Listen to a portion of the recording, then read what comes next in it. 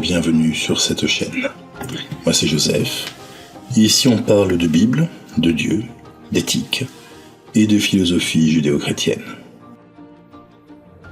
Nous venons de traverser les récits des commencements, la naissance de la conscience, la difficulté d'entrer en relation, la vocation de l'homme comme gardien du monde. Je pense qu'il est opportun de s'arrêter un instant, non pour raconter une histoire de plus, mais pour prendre le temps d'écouter ce que ces histoires nous ont dit.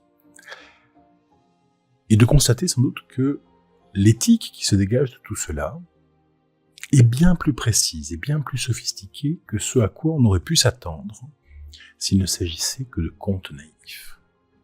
La première leçon est peut-être la plus dérangeante pour l'esprit moderne, puisqu'elle nous dit que le monde ne va pas de soi. Dans la Genèse, la réalité n'apparaît pas comme un donné brut, objectif et immédiatement là.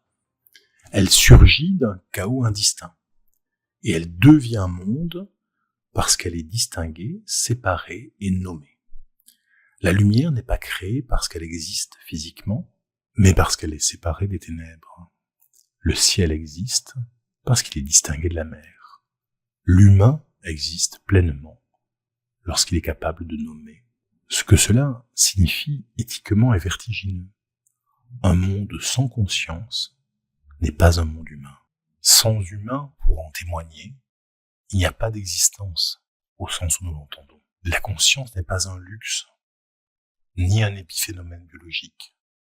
Elle est ce par quoi le réel devient envisageable et habitable.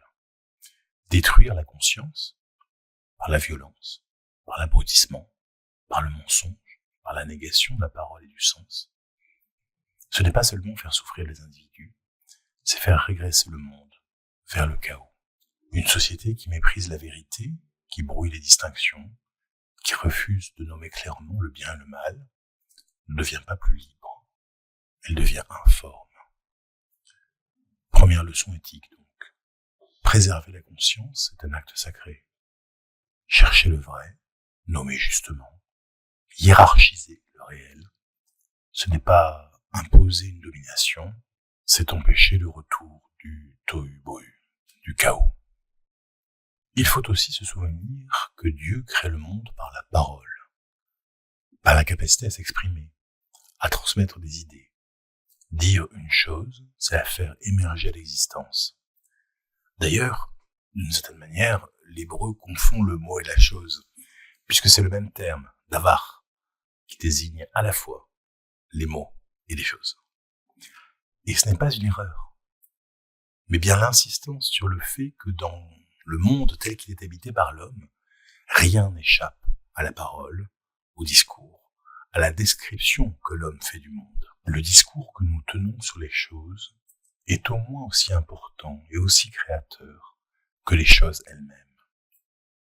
Mal user de la parole, s'en servir pour mêler, pour confondre, au lieu de distinguer, pour apporter de l'obscurité et non de la lumière, de la mort et non de la vie, c'est clairement se mettre dans le camp du mal, puisque c'est user des méthodes du Créateur contre la création. C'est profaner à la fois la parole et l'esprit, pisser sur la conscience. Mais être prudent et respectueux dans la manière dont on s'exprime, refuser la facilité qu'offre le mensonge, pour dire au moins, peut-être, mais dire vrai. Avoir conscience que la parole est chose puissante, dangereuse. C'est une démarche hautement éthique. Nous avons vu comment, dans la mythologie biblique, le Créateur se retire de lui-même pour créer le Théirou, pour permettre l'existence du réel et la relation avec l'homme. On retrouvera à de nombreuses reprises dans la Bible cette notion de distance, l'idée qu'il faut laisser un espace entre les êtres, entre les peuples, entre Dieu et l'humain. Cela nous encourage à penser à une éthique de la distance, à comprendre que bien souvent, la réussite de la relation est une question de bon positionnement, ni trop près, ni trop loin. Laisser à l'autre de la respiration, mais être capable de l'atteindre. On peut penser à cette métaphore de Schopenhauer qui compare les humains à des porcs épics en hiver. Comme ils ont froid, ils se rapprochent les uns des autres pour se réchauffer. Mais alors ils se piquent, et s'éloignent à nouveau. Mais alors ils ont froid, et se rapprochent encore. Et ainsi de suite, jusqu'à ce qu'ils trouvent une distance optimale. Une distance à laquelle ils ne sont pas trop souvent piqués, mais ont tout de même modérément chaud. Ce n'est pleinement satisfaisant pour aucun, mais ça n'est absolument douloureux pour personne. Là encore, une leçon éthique, trouver la bonne distance avec les autres, avec sa famille, son conjoint, ses enfants, ses collègues. Laisser à l'autre son espace. Comprendre que son territoire n'est pas le mien. Ça aussi, c'est un enjeu. Autre leçon, plus intime, plus douloureuse aussi. La Genèse nous montre un être humain incapable, à plusieurs reprises, d'entrer en relation juste.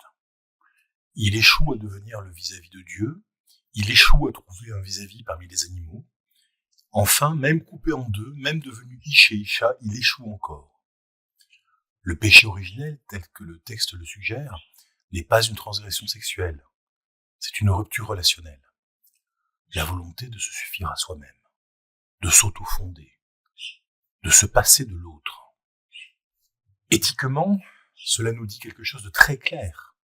Cela nous dit que l'individualisme radical est une impasse fondamentale. L'être humain n'est pas fait pour exister seul. Ni seul face à Dieu, ni seul face au monde, ni même seul face à lui-même. La souffrance, la domination, la fatigue, la mort ne sont pas présentées comme des punitions arbitraires, mais comme les conséquences naturelles d'un échec relationnel. Quand la relation se brise, le monde devient hostile, la terre devient dure, le corps devient pénible, la vie devient laborieuse. Le bien commence toujours par la relation juste.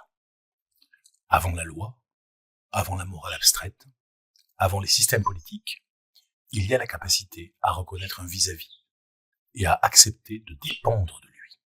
Accepter que je ne suis pas l'alpha et l'oméga, ni du monde, ni même de mes relations. Former un couple stable, élever des enfants dans un cadre structurant, assumer des responsabilités qui nous dépassent. Tout cela est profondément biblique. Autre leçon, enfin, et qui corrige une erreur très répandue à notre époque.